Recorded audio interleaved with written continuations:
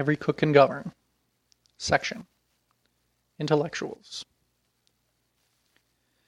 Intellectuals like Plato and Aristotle detested the system. And Socrates thought the government should be by experts, and not by the common people. For centuries, philosophers and political writers, bewildered by these Greeks who, when they said equality, meant it, have either abused this democracy or tried to explain that this direct democracy was suitable only for the city-state. Large modern communities, they say, are unsuitable for such a form of government.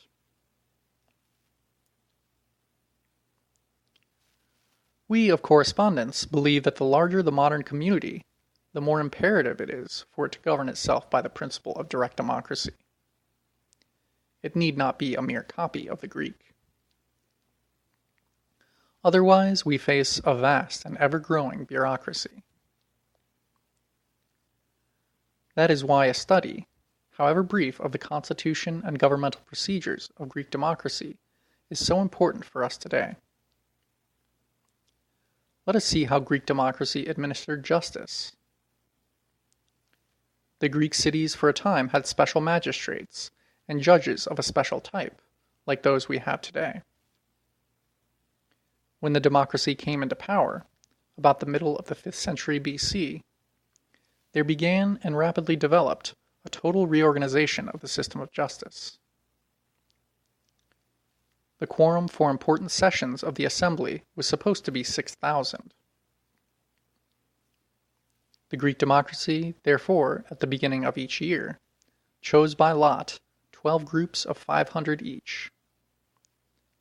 These 500 tried the cases, and their decisions were final.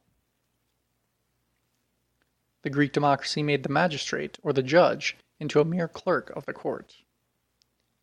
He took the preliminary information, and he presided as an official during the case. But his position as presiding officer was merely formal.